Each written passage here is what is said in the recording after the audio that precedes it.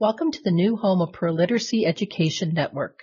We would like to give you a tour and show you some of the new features available to you. The first time you browse the resources on ProLiteracy EdNet, this is the welcome page you will see. There are a few things to point out on this page. 1. The message box is where ProLiteracy will post important news and information. 2. A place to browse for resources based on your role in your literacy program. 3. Featured resources is where you might find a list of new or topical resources, such as the ones listed here related to voting. 4. A drop-down menu where you can search for different types of resources. 5. A place where you can learn more about ProLiteracy and ProLiteracy EdNet. 6. There is also a search box where you can type in search terms and find related resources. EdNet searches resource names, descriptions, and any other keywords identified for the resource. Let's take a look at the resources for instructors. On the Browse for Training page, you will see the resource types found on EdNet: curriculum, materials, and videos. The listed resources could include documents, links to websites, online courses, or online interactive exercises. You can sort the list alphabetically by title, by the resources that have been added most recently, or by the most popular resources. You can also narrow the list of resources by using the category on the left. Let's take a look at citizenship, benefits of becoming a U.S. citizen. If a pop-up blocker appears, click OK, and then disable your pop-up blocker in your computer settings.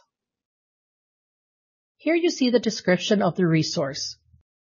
Most of the resources on ProLiteracy EdNet are free. For ProLiteracy members, all of them are free. You also see the different subjects associated with this resource. This resource appears to be for students. Let's request it. The first time you request materials from EdNet, you'll have to create an account. We will not give your information out to anyone else or use your information for solicitations.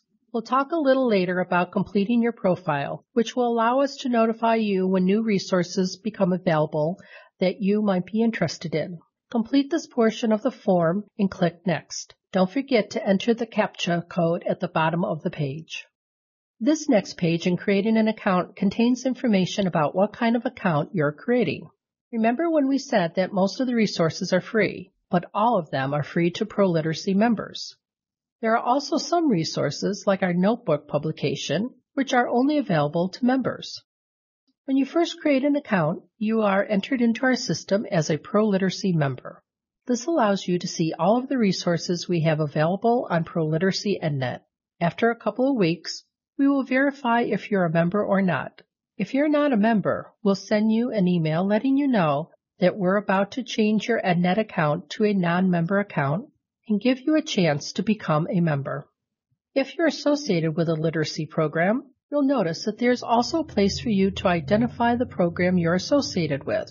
Some programs have similar names, like Project Read, so we've included zip codes to help you identify your literacy program. If you are associated with a literacy program that is a member of ProLiteracy, you will have member access to all of the resources on EdNet. If you don't see your program listed, type the name of the program in the box provided, and we can follow up to see if they are members or not. When you're finished, click Next. This is the last screen for creating an account. This is where you can tell us a little more about you. This will help us notify you of resources you might be interested in. When you've finished, create a password and log in. Once you log in, you'll notice that the welcome page looks a little different. There are some additional menu items at the top. Let's take a look at My Stuff. Every time you request a resource, it becomes part of your stuff and is stored in your transcript.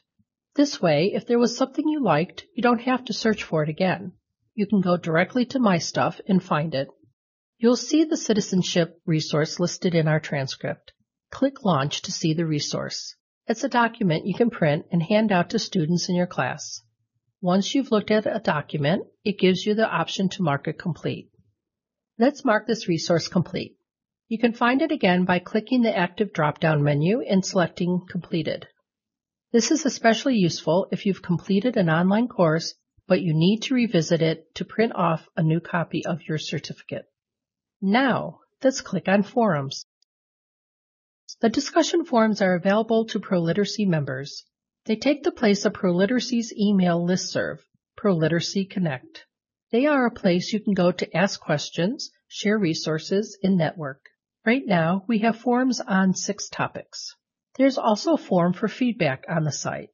Once you join a forum, you can post questions, share resources, and follow people. You can create new topics and areas within a forum.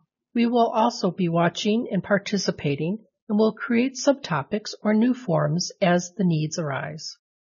The next time you return to proliteracy@net.org, you can click the Returning Users login and immediately log into the site.